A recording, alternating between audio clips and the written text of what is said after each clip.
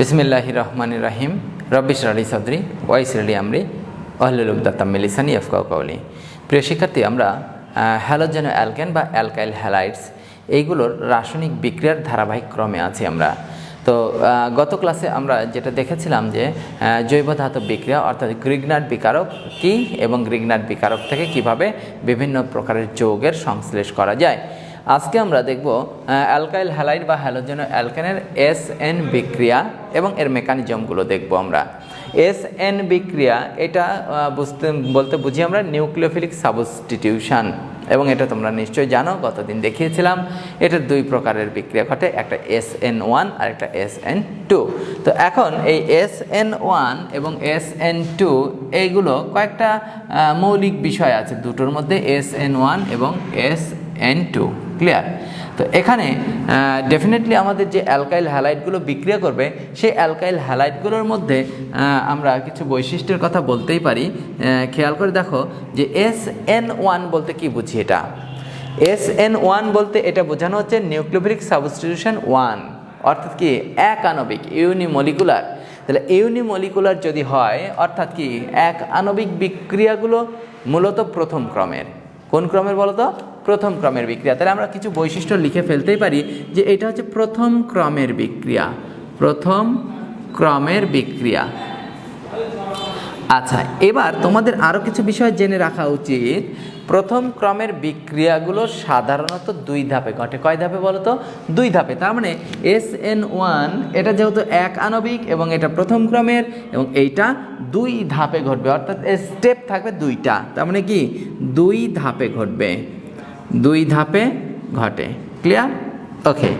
এরপর খেয়াল করে দেখো অ্যালকাইল হ্যালাইড সমূহের যেহেতু মাত্রিক alkyl halide 1 degree 2 degree 3 degree আছে, তো সো এক্ষেত্রে আমাদের কি 3 ডিগ্রি অ্যালকাইল হ্যালাইডের ক্ষেত্রে 3 ডিগ্রি অ্যালকাইল হ্যালাইড এর ক্ষেত্রে বেটার হবে, তার মানে সহজে ঘটবে বা ভালো ঘটবে। ক্লিয়ার?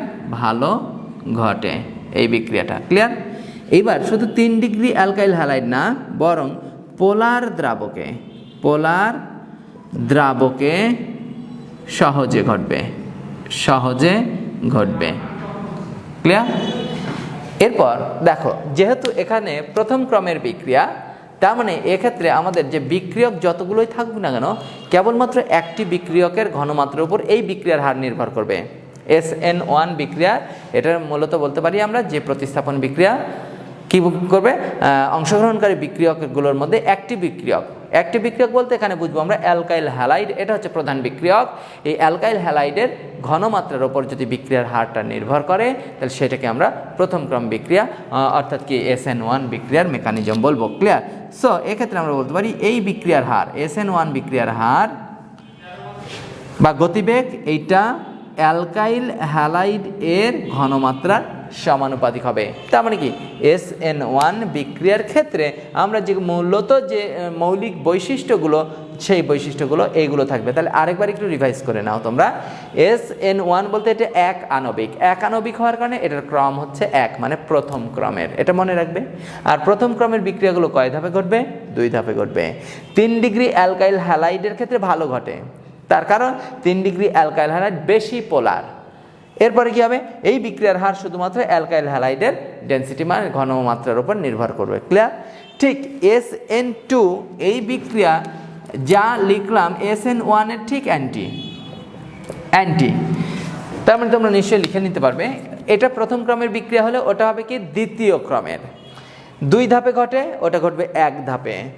1 ডিগ্রি অ্যালকাইল হ্যালাইডের ক্ষেত্রে ভালো ঘটে, এর ক্ষেত্রে কি মানে কি 3 ডিগ্রির ক্ষেত্রে এটা ভালো ঘটে, ওটার ক্ষেত্রে কি হবে 1 ডিগ্রির ক্ষেত্রে ভালো ঘটবে। পোলার দ্রাবক অর্থাৎ বেশি পোলারে এটা ভালো ঘটে, ওটা কম পোলারে বেশি ঘটবে। ক্লিয়ার?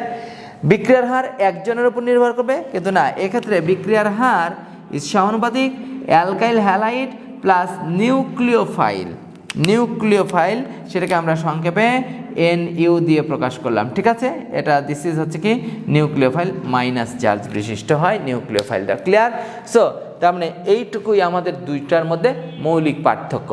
এখন বিক্রিয়ার মেকানিজম দেখার আগে মূলত আমাদের এই অ্যালকাইল হ্যালাইড এইটা আমাদের একটু দেখে নেওয়া দরকার। এদের হচ্ছে শ্রেণী বিভাগ এবং এদের পোলারিটির ক্রম। ওকে,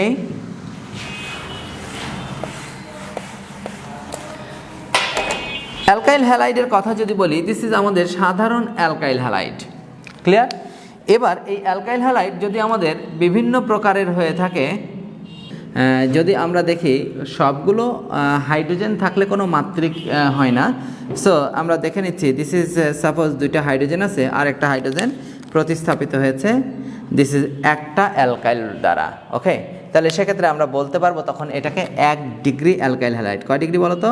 1 ডিগ্রি। নিশ্চয়ই জানো তোমরা, কার্বনের যতগুলো হাইড্রোজেন কি অ্যালকাইল মূলক দ্বারা প্রতিস্থাপিত হয় তাকে তত মাত্রিক বলা হয়, তাই না বলো তো? সো এটা 1 ডিগ্রি বা 1 মাত্রিক। অনুরূপভাবে তোমরা নিশ্চয়ই জেনে থাকবে যে দিস ইজ, যদি আমরা দেখে থাকি এখানে হাইড্রোজেন সাপোজ একটা অ্যান্ড অ্যালকাইল মূলক দুটো দ্বারা প্রতিস্থাপন হয়েছে। ক্লিয়ার? তাহলে এটা কয় ডিগ্রি বলো তো? 2 ডিগ্রি। এবং লাস্ট তোমরা নিশ্চয়ই বুঝতেই পারছো যে যদি এক্ষেত্রে অ্যালকাইল মূলক 3টা থাকে, 1 2 3, সো তাহলে এখান থেকে আমরা এটাকে বলতে পারবো 3 ডিগ্রি বা ত্রিমাত্রিক। ক্লিয়ার? সো তাহলে এখান থেকে আমাদের 3 শ্রেণীর অ্যালকাইল হ্যালাইডকে আমরা দেখতে পেয়েছি, কিন্তু এখানে এদের আরেকটা প্রকৃতি আমরা দেখব যে এদের মাত্রিক অ্যালকাইল হ্যালাইডের পোলারিটির ক্রম। তো পোলারিটির ক্রম তোমরা নিশ্চয়ই জানবে যে অ্যালকাইল হ্যালাইডের অ্যালকাইল মূলকগুলো এরা হচ্ছে electron data group, electron data group, but halogen এটা হচ্ছে কি ইলেকট্রন গ্রহীতা গ্রুপ। সো এখানে যখন বন্ধন ইলেকট্রনগুলো হ্যালোজেন পরমাণু নিজের দিকে টানবে এবং দেখো ডোনেটিং গ্রুপ একটা, ডোনেটিং গ্রুপ এও দিবে, হ্যালোজেন টানবে, ফলে দেওয়ার কারণে এ আংশিক ডেল্টা পজিটিভ, এটা হচ্ছে ডেল্টা নেগেটিভ হবে। তার মানে এখানে যে পরিমাণ পোলারিটি সৃষ্টি হবে, ক্যাটায়ন অ্যানায়ন সৃষ্টি হবে। এবার খেয়াল করে দেখো, এক্ষেত্রে ইলেকট্রন ডোনেটিং গ্রুপ হচ্ছে কয়টা? অ্যালকাইল মূলক 2টা। তার মানে এদিক থেকে এও দান করবে, ফলে এ গ্রহণ করবে, আবার দেখো এও দান করবে, এ আরেকবার গ্রহণ করবে। তার মানে এটা ডেল্টা পজিটিভ, এটা ডেল্টা পজিটিভ, আর এখানে ডেল্টা 2 নেগেটিভ। ক্লিয়ার? তার মানে কি হ্যালোজেন এক্ষেত্রে 2টা নেগেটিভ, অ্যালকাইল মূলক সামগ্রিকভাবে 2টা পজিটিভ। ফলে এখানে দেখো ক্যাটায়নিক অর্থাৎ ধনাত্মক এবং ঋণাত্মক চার্জের ঘনত্ব বৃদ্ধি পাওয়ার কারণে পোলারিটির ক্রম এখানে মাত্রা বেড়ে যাবে। অনুরূপভাবে নিশ্চয়ই তোমরা এখানে যেহেতু 3টা অ্যালকাইল মূলক আছে, 3 দিক থেকে দান হবে, হ্যালোজেনগুলো ত্রিমাত্রিক মানে 3 ভাবে গ্রহণ করতে পারবে। ফলে এক্ষেত্রে আমরা বলতে পারি এটা ডেল্টা 3 নেগেটিভ আর সামগ্রিকভাবে ডেল্টা 3 পজিটিভ। ক্লিয়ার? সো তাহলে আমরা 1 ডিগ্রি 2 ডিগ্রি 3 ডিগ্রি এদের মধ্যে পোলারিটির ক্রম যদি বলি তোমাদেরকে, খেয়াল করে দেখো পোলারিটির ক্রম, পোলারিটির ক্রম আমরা বুঝতে পারছি 1 ডিগ্রির চাইতে 2 ডিগ্রি বেশি পোলার, 2 ডিগ্রির চাইতে 3 ডিগ্রি বেশি পোলার। তাহলে এবার SN1 মেকানিজমে কি বললাম বলো তো? যে 3 ডিগ্রি অ্যালকাইল হ্যালাইড অর্থাৎ পোলার যত বেশি হবে SN1 মেকানিজম তার ক্ষেত্রে ভালো ঘটবে, অর্থাৎ SN বিক্রিয়া সে তত বেশি অগ্রাধিকার পাবে। তাহলে ব্যাপারটা আমরা এই বলতে পারি যে 1 ডিগ্রি অ্যালকাইল হ্যালাইড এর চাইতে 2 ডিগ্রি অ্যালকাইল হ্যালাইডে SN1 বেশি ভালো ঘটবে, অ্যান্ড 3 ডিগ্রি অ্যালকাইল হ্যালাইডে আরও বেশি ঘটবে। ঠিক তাই SN1 বিক্রিয়ার ঠিক অ্যান্টি বিক্রিয়া বা অ্যান্টি মেকানিজম ঘটবে SN2-তে। তার মানে ব্যাপারটা এরম নয় যে 1 ডিগ্রি অ্যালকাইল হ্যালাইডে SN1 ঘটবে না, তা না, ঘটবে, কিন্তু 3 ডিগ্রিতে সবচেয়ে ভালো ঘটবে, বেশি ঘটবে, এখানে কম ঘটবে। ক্লিয়ার? অনুরূপভাবে SN2 মেকানিজম ক্ষেত্রে যদি আমরা অনুরূপভাবে বলে থাকি যে কম পোলার দ্রাবকে এটা ভালো ঘটবে, SN2 কম পোলার দ্রাবকে বা কম পোলার অ্যালকাইল হ্যালাইডে ভালো ঘটবে। সো 1 ডিগ্রি অ্যালকাইল হ্যালাইড এটা সক্রিয়তা বা এটা বেশি ঘটবে SN2, then 2 degree alkyl halide, and this is lastly 3 degree alkyl halide. ব্যাপারটা নিশ্চয়ই তোমরা বুঝতে পেরেছ। ক্লিয়ার? তাহলে এখান থেকে আমরা মূল বেসিক থিমটুকু, পোলারিটির ক্রমটুকু আমরা দেখে নিলাম। কারণ কিছুক্ষণ আগে বলছিলাম যে 3 ডিগ্রি অ্যালকাইল হ্যালাইডের ক্ষেত্রে ভালো ঘটবে, কেন ভালো ঘটবে বা এটা কেন বেশি পোলার, সেটার ব্যাখ্যাটা এখান থেকে আমরা নিয়ে নিতে পারলাম।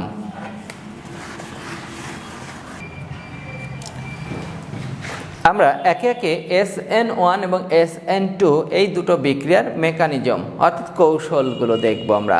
তো কিছুক্ষণ আগে আমরা এটা ব্রিফ করছিলাম যে SN1 বিক্রিয়া এটা হচ্ছে কি প্রথম ক্রমের, এবং প্রথম ক্রমের বিক্রিয়া এটা দুইটা স্টেপে ঘটবে। ক্লিয়ার? তো দুইটা স্টেপে যদি ঘটে তাহলে প্রথম ধাপে আমরা ফার্স্ট স্টেপ বা প্রথম ধাপ দেখে নিই একটু। প্রথম ধাপ, ওকে, প্রথম ধাপে যেহেতু 3 ডিগ্রি অ্যালকাইল হ্যালাইড, এর ক্ষেত্রে ভালো ঘটবে 3 ডিগ্রি অ্যালকাইল হ্যালাইড। তো 3 ডিগ্রি অ্যালকাইল হ্যালাইডকে স্পেসিফিকভাবে আমরা জানি CH3 নিলাম, and this is alkyl halide হিসেবে আমরা দিস ইজ হ্যালোজেন হিসেবে সাপোজ ক্লোরিনকে নিলাম। ক্লিয়ার? তো এখানে তার মানে ব্যাপারটা প্রথমত দেখো, এই বিক্রিয়ার স্টেপটা হচ্ছে স্লো স্টেপ, ধীর গতি, স্লো।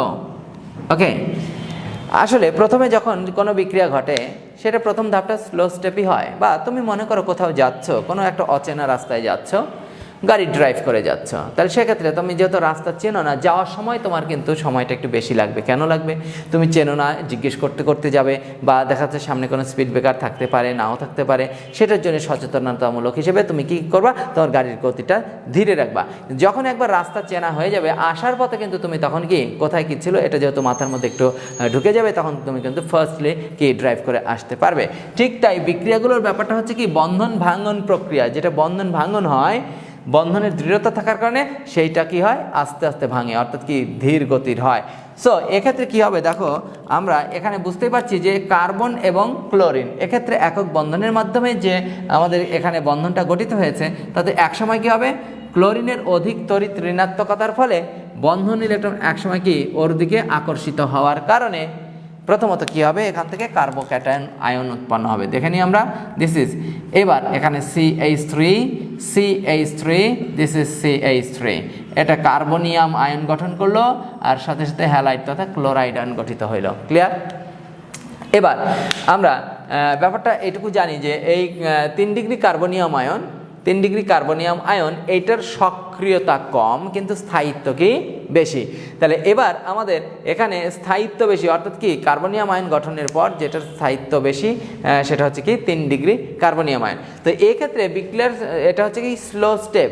তবে মাথায় তোমাদের রাখা উচিত যে কোনো বিক্রিয়ার স্লো স্টেপ হচ্ছে রেট ডিটারমাইনিং স্টেপ, অর্থাৎ যে কোনো বিক্রিয়ার ধীরতম ধাপ ওই বিক্রিয়ার গতি নির্ধারক ধাপ। কথাটা খুব সুন্দর করে লিখে রাখো, যে কোনো বিক্রিয়ার ধীরতম ধাপ হলো তার গতি নির্ধারক ধাপ। তাহলে লিখো, দিস ইজ যে কোনো বিক্রিয়ার ধীরতম ধাপ ওই বিক্রিয়ার গতি নির্ধারক ধাপ। ওই বিক্রিয়ার গতি নির্ধারক ধাপ। ওকে, সো তাহলে আমরা যে কোনো বিক্রিয়ার ধীরতম ধাপকে গতি নির্ধারক ধাপ বলতে পারি। তার মানে SN1 বিক্রিয়ার ফার্স্ট স্টেপ, প্রথম ধাপ, এটা হচ্ছে কি স্লো, ফলে বলতে পারবো কার্বোক্যাটায়ন উৎপন্ন করা এটাই হচ্ছে তার কি গতি নির্ধারক ধাপ বা রেট ডিটারমাইনিং স্টেপ। এরপরে দেখো, যেহেতু আমাদের এখানে ক্যাটায়ন এবং অ্যানায়ন উৎপন্ন হয়েছে, এরা কি করবে? এবার পরবর্তী দ্বিতীয় ধাপে খেয়াল করে দেখো, দ্বিতীয় ধাপ, এবার প্রথম ধাপে যে কার্বোক্যাটায়ন উৎপন্ন হয়েছে এটা এখন নিশ্চয়ই নিউক্লিয়াস। এবার নিউক্লিয়াস আকর্ষী বিকারক নিশ্চয়ই এখানে আক্রমণ করবে। তাহলে 3 degree carbonium ion, 3 degree carbonium ion এইটার সাথে এবার নিউক্লিওফাইল, নিউক্লিয়াসকে আকর্ষণকারী বিকারক, দিস ইজ হাইড্রক্সিল দিতে পারি, সায়ানাইড দিতে পারি, বিভিন্ন কিছু দিতে পারি। ঠিক আছে? সো এক্ষেত্রে আমাদের কি হবে? এটা দেখো, কেউ যদি প্রথমবার ধাক্কা খায়, হ্যাঁ, কারো কাছ থেকে যদি ছ্যাঁকা খায়, মানে শিক্ষা পায়, প্রতারিত হয়, তাহলে পরের বার সে কিন্তু চালাক হয়ে যায়, তাই না বলো তো? তো এখানে বিশ্বাস করে কার্বন ক্লোরিনের সাথে কিন্তু সম্পর্কে জড়িয়েছিল, বন্ধন গঠন করেছিল, হ্যাঁ, কিন্তু এই ক্লোরিনই তার সাথে কি সব কিছু কেড়ে নিয়ে বেইমানি করে চলে গেল। এবার কিন্তু এ নিজেকে কিন্তু এবার খুব মানে কি শিক্ষা পাইছে, তো এবার চালাক হয়ে যাবে। এবার কি হবে? এরপরের বার কী হবে? ও যখনই কাছে পাবে তখন কি খুব বেশি প্রবল বেগে তাকে কি করবে, মানে কি বন্ধন গঠন করাবে। তার মানে কি দেখো, এ যেহেতু পজিটিভ, এ নেগেটিভ, এবার কি হবে? এবার এ কিন্তু আর দেরি করবে না, এ কিন্তু ফার্স্টলি কী করবে? এই হাইড্রক্সিলকে অ্যাটাক করবে। ফলে এটা যদি এখানে এসে যুক্ত হয় তাহলে কি গঠন হবে? এবং এই ধাপটা দিস ইজ ফার্স্ট, হ্যাঁ। সো এবার কি গঠন হবে? তাহলে দেখো, this is CH3, this is CH3, this is CH3OH, এটাই গঠন হবে, ঠিক আছে। তাহলে এটা হচ্ছে কি 3 ডিগ্রি অ্যালকোহল গঠন হলো, 3 ডিগ্রি অ্যালকাইল হ্যালাইড থেকে 3 ডিগ্রি অ্যালকোহল গঠিত হয়েছে। এবং এই বিক্রিয়া দেখো তো, আমরা যেহেতু গতি নির্ধারক ধাপ কোনটাকে বলা হচ্ছে, গতি নির্ধারক ধাপ হচ্ছে প্রথম স্টেপ। তাহলে প্রথম স্টেপে কে আছে, শুধুমাত্র দেখো অ্যালকাইল হ্যালাইড, এইটার ঘনমাত্রার উপর বিক্রিয়া নির্ভর করবে। ওকে, তার মানে এই বিক্রিয়ার হার আমরা লিখতে পারি, বিক্রিয়ার হার ইজ সমানুপাতিক, দিস ইজ CH3C, এখানে 3টা Cl, এইটার ঘনমাত্রার উপর SN1 বিক্রিয়ার হার নির্ভর করবে। 3 ডিগ্রি অ্যালকাইল হ্যালাইডের ঘনমাত্রা যত বৃদ্ধি পাবে, কার্বোক্যাটায়ন তত বেশি উৎপন্ন হবে এবং বিক্রিয়ার হার তত বেশি পাওয়া যাবে, ঠিক আছে। সো তাহলে আমরা বলতে পারি, দেখো তাহলে SN1 বিক্রিয়ার মেকানিজম, এটাকে আমরা আরেকবার একটু হাইলাইটস করে নিই। 3 ডিগ্রি অ্যালকাইল হ্যালাইড এটা বেশি পোলার হওয়ার কারণে এক্ষেত্রে আমাদের কি হবে, 3 ডিগ্রি অ্যালকাইল হ্যালাইডের ক্ষেত্রে SN1 মেকানিজম বেশি অনুসৃত হবে। এটা প্রথম ধাপ, স্লো স্টেপ, ধীরে ধীরেভাবে কী হবে, কার্বোক্যাটায়ন উৎপন্ন হবে। এবং দ্বিতীয় ধাপে উৎপন্ন কার্বোক্যাটায়নের সাথে নিউক্লিওফাইল, অর্থাৎ নিউক্লিয়াসকে আকর্ষণ করতে পারে এরকম বস্তুগুলোকে নিউক্লিওফাইল বলি। ফার্স্টলি এটা যুক্ত হয়ে কী হবে, অ্যালকোহল গঠন করবে, 3 ডিগ্রি অ্যালকোহল। ওকে, 3 ডিগ্রি অ্যালকাইল হ্যালাইড থেকে 3 ডিগ্রি অ্যালকোহল গঠিত হলো। তাহলে এক্ষেত্রে আমাদের কী হলো, দিস ইজ প্রতিস্থাপন, SN1 নিউক্লিওফিলিক সাবস্টিটিউশন প্রতিস্থাপন। প্রতিস্থাপন মানে কি, ক্লোরিন প্রতিস্থাপিত হচ্ছে হাইড্রক্সিল মূলক দ্বারা, ঠিক আছে। ওকে, SN2 বিক্রিয়া, এটা আমরা নিউক্লিওফিলিক সাবস্টিটিউশন দ্বিআণবিক, অর্থাৎ এক্ষেত্রে অংশগ্রহণকৃত যে দুটি বিক্রিয়ক, অর্থাৎ কি সাবস্ট্রেট অর্থাৎ কি প্রধান বিক্রিয়ক এবং আক্রমণকারী বিক্রিয়ক নিউক্লিওফাইল, এই দুটির ঘনমাত্রার উপরই বিক্রিয়ার হার নির্ভর করবে। অর্থাৎ একটি বিক্রিয়কের ঘনমাত্রার উপর নয়, বরং যেহেতু এই বিক্রিয়াটা হচ্ছে কি দ্বিআণবিক, অর্থাৎ করে এটা দ্বিতীয় ক্রমের বিক্রিয়া, আর দ্বিতীয় ক্রমের বিক্রিয়া অংশগ্রহণকৃত দুটি বা উভয় বিক্রিয়কের ঘনমাত্রার উপর নির্ভর করবে। তো এক্ষেত্রে আমরা নিশ্চয়ই জেনেছি যে SN2 বিক্রিয়াটা হচ্ছে কি অপেক্ষাকৃত কম মাত্রিক, অর্থাৎ কি 1 ডিগ্রি অ্যালকাইল হ্যালাইডের ক্ষেত্রে সবচেয়ে বেশি ভালো ঘটবে। ক্লিয়ার?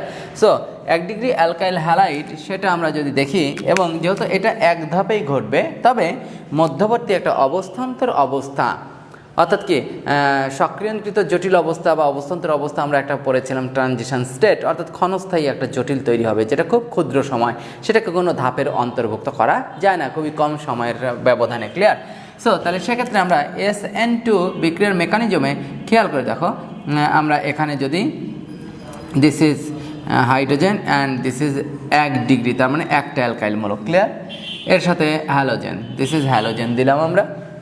এখন এটাকে কি করবে, আক্রমণ করবে নিউক্লিওফাইল। তো nucleophile, this is hydroxyl nucleophile এটা। তো এখন ব্যাপারটা হচ্ছে এরকম, খেয়াল করে দেখো যে অনেক সময় এরকমটা হয়, এক্ষেত্রে কার্বনের সাথে বন্ধনে আবদ্ধ, দিস ইজ হ্যালোজেন, আর এটা হচ্ছে কি হাইড্রক্সিল। তো এখন ঘটনাটা কি ঘটবে দেখো, এটা আমাদের বাস্তব ঘটনার সাথে অনেক সময় মিলে যায় কিন্তু। যদি চারিত্রিক অবক্ষয় ঘটে, নিজেদের মানে কি পরিবারের মানুষের সাথে যদি সম্পর্ক মানে কি খুব ভালো না থাকে, ভালো থাকে এক সময়, কিন্তু আসলে কি চারিত্রিক দোষের কারণে এরকমটা হয়। তো অনেক সময় আমরা দেখে থাকি যে নবদম্পতি মনে করো, তো হাজব্যান্ড বাইরে চাকরি করে, ওয়াইফ বাসায় থাকে। তো চাকরির সুবাদে তো বাইরে যেতেই হয়, অফিসে চলাচল করতে হয়, সেখানে কলিগ হিসেবে ছেলে মেয়ে কলিগ থাকতেই পারে, তাই না বলো তো? তো অনেক সময় এরকম হয় যে যখন নতুন লাইফ শুরু হয়েছে, মনে করো নতুন শুরু হয়েছে, তখন যে কোনো কিছুই কিন্তু সব সময় রান্নাবান্না ভালো হয়নি, তারপরেও কি নতুন হাতের রান্না সেটাই মনে হয় অমৃতের মতো লাগে। ক্লিয়ার? তো খারাপ হয়েছে, তারপরেও কিন্তু হাজব্যান্ড দেখা যাচ্ছে ওয়াইফকে বলে না খুব সুন্দর হয়েছে। তো এরকম ব্যাপারগুলো আরও অনেক বিষয়গুলো থাকে, তোমরা জানার কথা না অবশ্য, তারপরেও বলছি। তো এরকমটা হয়। এছাড়াও মনে করো যে অফিস থেকে আসবে হাজব্যান্ড ওয়াইফ, মনে করো যে খুব অধীর আগ্রহে থাকে, কলিং বেল বাজানোর আগে পায়ের শব্দেই মনে করো দরজা খুলে ফেলে, ঠিক আছে?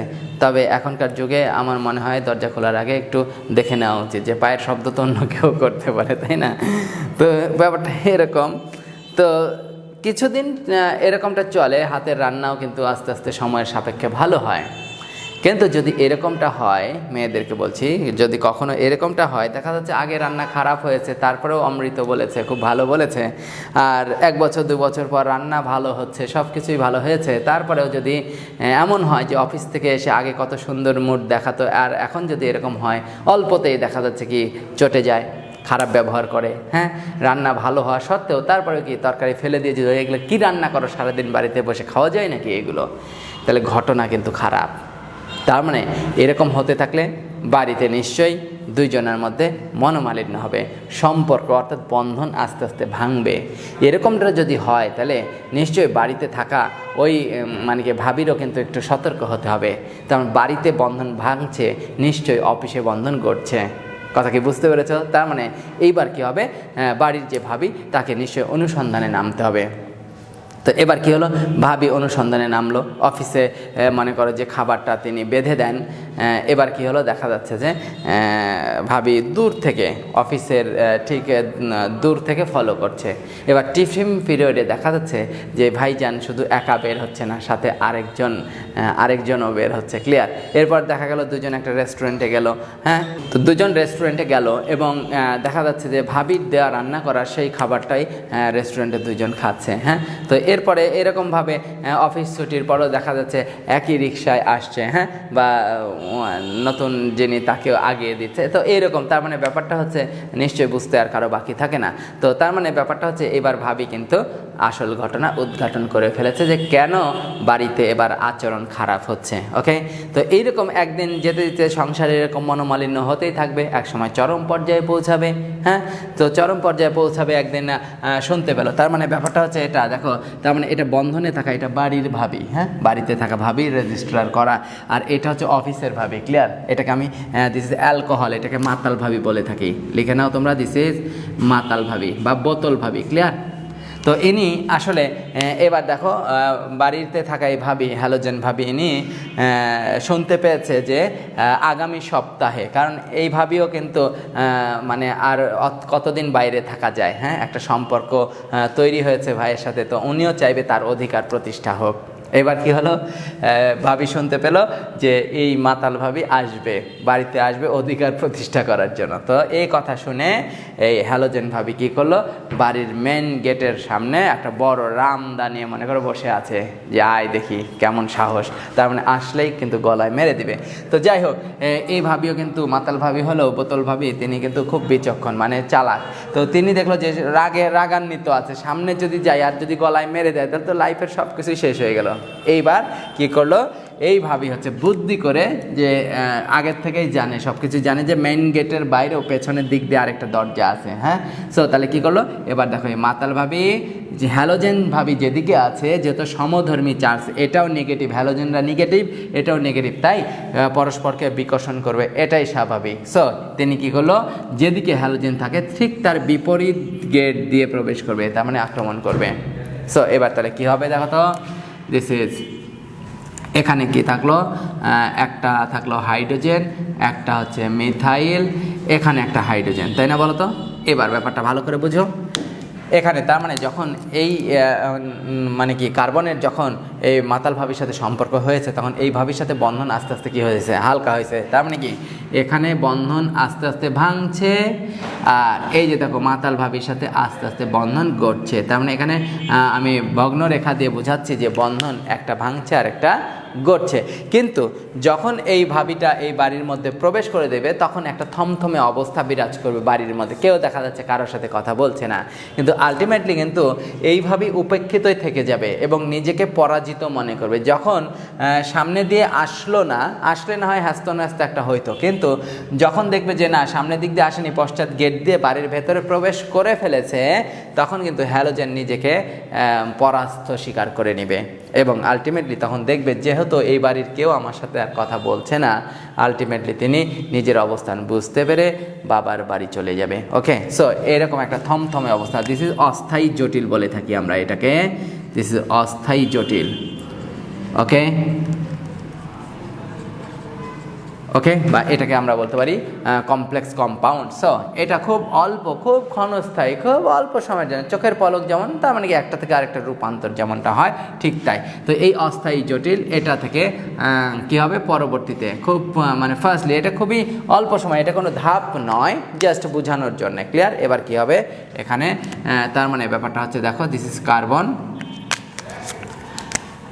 দিস ইজ কার্বন, এবং এক্ষেত্রে দেখো দিস ইজ আমরা এইভাবে দেখাতে পারি, দিস ইজ এইটা ব্যাপারটা হচ্ছে O H and this is halide. Clear? তার মানে এটা ঘটনাটা এরকম হলো, যখন এইভাবে সাজানো সংসার ছিল, সাজানো সুখের সংসার ছিল, কিন্তু যখন অ্যালকোহল মানে মাতালভাবে প্রবেশ করলো, তার মানে এইভাবে সংসারটা কিন্তু তছনছ হয়ে গেল। এবং তছনছটা কেমন দেখো, অনেক সময় আমরা ভালো ছাতা নিয়ে বের হই, ভালো ছাতা নিয়ে বের হই, তাই না বলো তো? দিস ইজ ছাতা, ভালো ছাতা নিয়ে বের হই, কিন্তু যখন ঝড় ওঠে, খেয়াল করে দেখো, ঝড় ওঠে, ঝড়ে ছাতাটা কিন্তু ব্যাপারটাই বাতাস লেগে শিক টিক সব উল্টে যায়। তার মানে এই ছাতাটা তখন এইরকম উল্টে যায়। খেয়াল করেছো কি তোমরা কখনো? দিস ইজ ছাতাটা কিন্তু এরকম উল্টে যায়। ঠিক তাই এই ভাবির সংসারটা, এমন একটা মাতাল ভাবির ঝড় আসলো, ঝড়ে উল্টানো ছাতা, দেখো ছাতাটা এই যে দেখো উল্টানো ছাতার মতো, এই দেখো ছাতা উল্টানো ছাতার মতো। ক্লিয়ার? এবং এটা অনেক সময় MCQ আসে যে SN2 বিক্রিয়ার মেকানিজমে আকৃতি, যৌগের আকৃতিটা কেমন হয়, এটা ঝড়ে উল্টানো ছাতার মতো। সো তাহলে আমরা এটা কিন্তু ঝড়ে উল্টানো ছাতার মতো স্ট্রাকচার হয়। এটা ছিল আমাদের কি SN2 বিক্রিয়ার মেকানিজম। তার মানে আমি আরেকবার বলছি, দেখো SN2 বিক্রিয়া, তার মানে এক্ষেত্রে ব্যাপারটা খেয়াল করে দেখো, অ্যালকাইল হ্যালাইড 1 ডিগ্রি এবং হচ্ছে কি এটা নিউক্লিওফাইল। তো এইটার যদি দেখো সৎ সাহস না থাকতো, এ যদি এর হুঙ্কারে যদি চলে যেত, তাহলে বিক্রিয়া এখানে কখনোই সম্পাদন হতো না। তার মানে বোঝাচ্ছে এই বিক্রিয়ার হার এইটা এবং এইটা, এই দুইটার ঘনমাত্রার উপরে নির্ভর করবে, অর্থাৎ এরও কিন্তু দৃঢ়তা থাকতে হবে। তাহলে আমরা এখান থেকে বলতে পারি SN2 বিক্রিয়ার মেকানিজম বা হার, গতিবেগ বা হার ইজ সমানুপাতিক, this is 1 degree alkyl halide এর ঘনমাত্রা এবং নিউক্লিওফাইলের ঘনমাত্রা উভয়ের ওপরে নির্ভরশীল থাকবে। ঠিক আছে? তাহলে এই ছিল আমাদের কি SN2 বিক্রিয়ার মেকানিজম। খুব জটিল বিষয় অনেকের কাছে মনে হতে পারে, কিন্তু তোমরাই বলো তো, আমি যা বললাম সেটা নিশ্চয়ই কিন্তু খুব ইজিভাবে বলার চেষ্টা করেছি। এবং এটাই ছিল SN2 বিক্রিয়ার কৌশল, অর্থাৎ এইভাবে দ্বি আণবিক নিউক্লিওফিলিক প্রতিস্থাপন বিক্রিয়াটা সম্পাদন হয়ে থাকে। ওকে, বিটা অপসারণ, এই বিক্রিয়াটার মূল কথা হচ্ছে, খেয়াল করে দেখো, অ্যালকাইল হ্যালাইড বা হ্যালোজেন অ্যালকেনের বিটা কার্বন হতে। তো এখন বিটা কার্বন জিনিসটা কি সেটা তো আমাদের আগে জানতে হবে, তাই না বলো তো? তো আমাদের তোমরা নিশ্চয়ই জানো কার্যকরী মূলক, যেমন দেখো CH3, দিস ইজ CH2,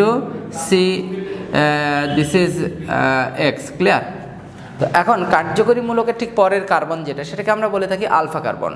তো এখানে ব্যাপারটা হচ্ছে কি, কার্যকরী মূলক কোনটা? দিস ইজ হ্যালোজেন, হ্যালোজেনের ঠিক পরের কার্বন এটা নিশ্চয়ই আলফা, এইটা বিটা, দেন এটা gamma.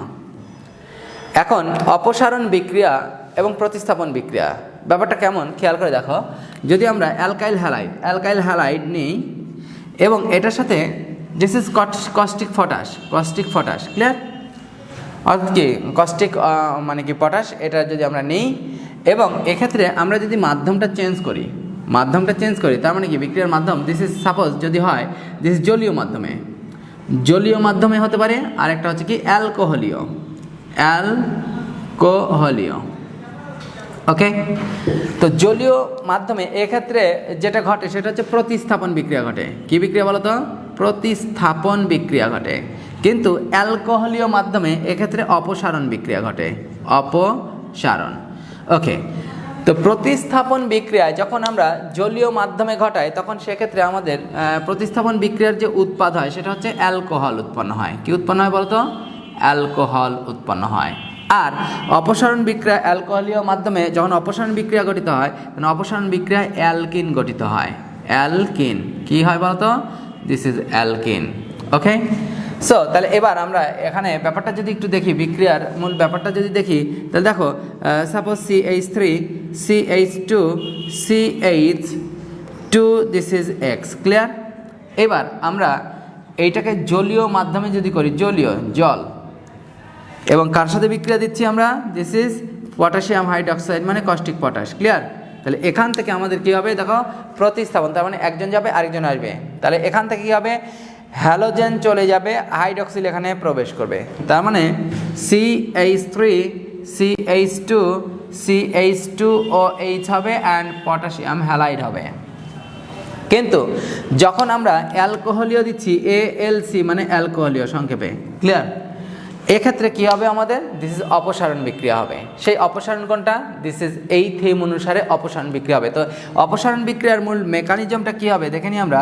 CH3 CH double bond CH2 হবে and this is potassium halide হবে। ঠিক আছে? ওকে, এবং সেই সাথে এখানে পানীয় গঠন হবে। তো কিভাবে ঘটবে খেয়াল করো, আমরা যদি এখানে ঠিক একই কথা বলি, দেখো বিটা অপসারণ, তার মানে বিটা অপসারণ, অপসারণ বিক্রিয়া হতে হলে আমাদের অ্যালকোহলীয় মাধ্যমে অপসারণ বিক্রিয়াটা ঘটাতে হবে এবং সেই বিক্রিয়া কি উৎপন্ন হবে, অ্যালকিন গঠিত হবে।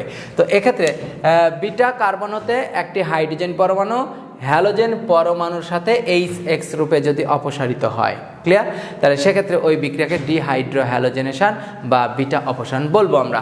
তো এখন আমরা এখান থেকে মূল থিমটুকু নিয়ে ফেলেছি, এবার দেখে নিই।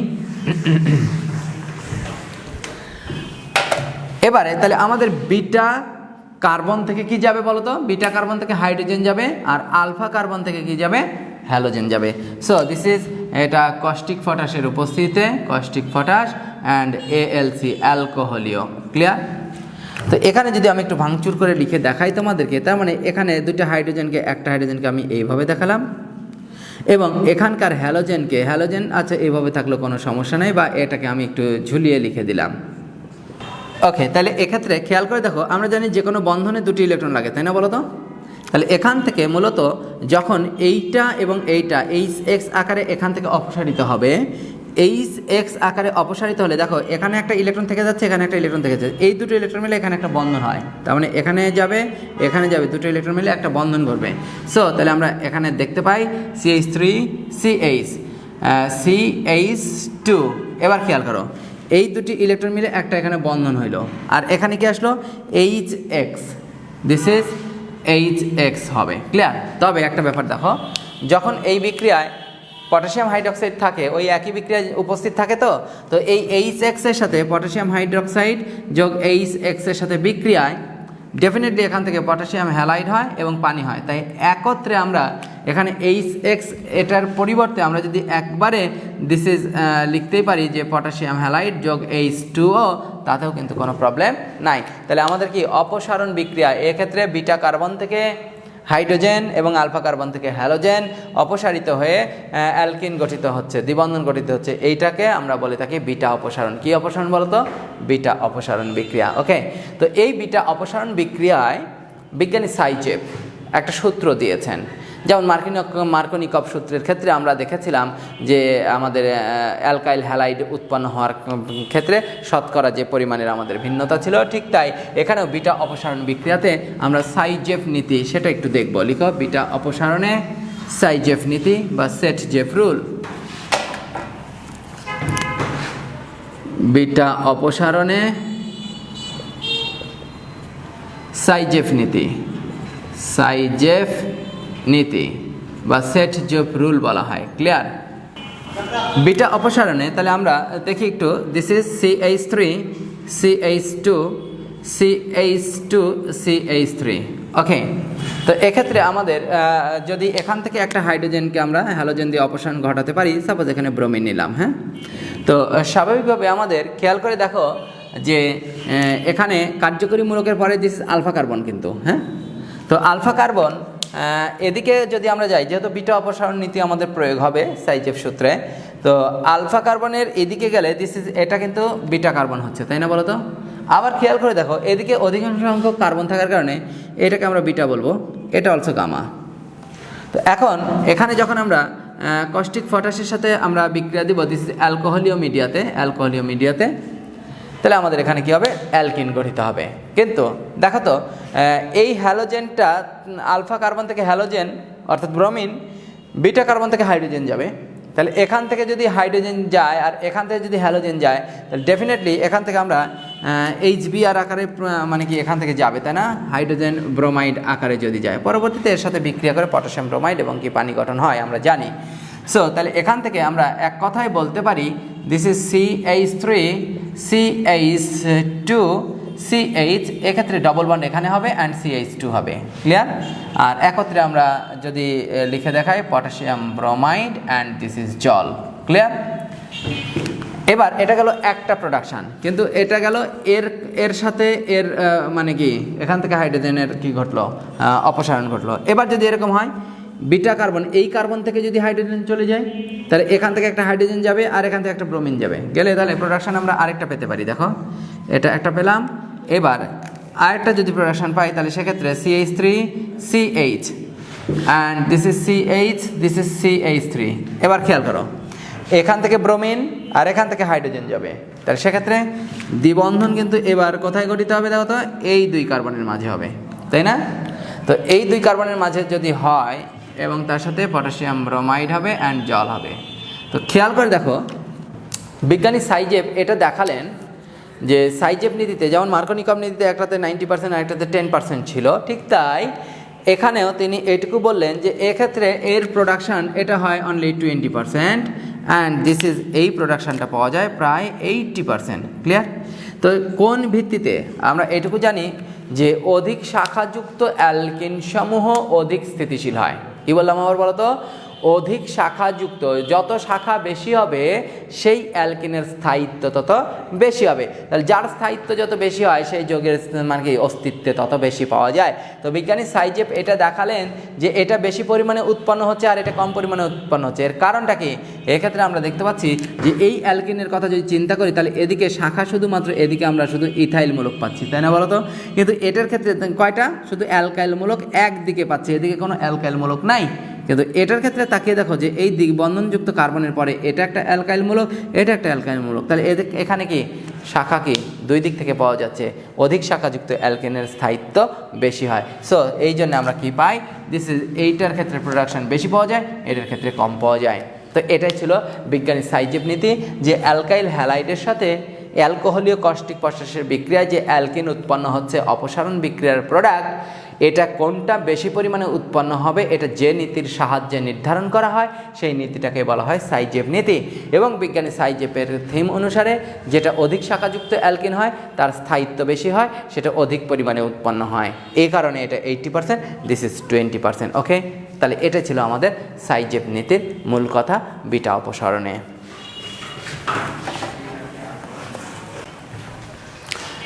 প্রিয় শিক্ষার্থী, আমরা অ্যালকাইল হ্যালাইডের বিভিন্ন ধরনের বিক্রিয়াগুলোর মধ্যে আমরা মোটামুটি যেগুলো বিক্রিয়া ঘটে সেগুলো আজকে সম্পাদন করলাম, সর্বশেষ সম্পাদন করেছি। এছাড়াও আমাদের আরও আনুষঙ্গিক অনেকগুলো বিষয় আছে যেগুলো আমরা আগামী ক্লাসে ইনশাল্লাহ পড়ব। তো তোমাদের আজকের ক্লাস এ পর্যন্তই। সকলের সার্বিক সুস্থতা কামনায় আল্লাহ হাফেজ।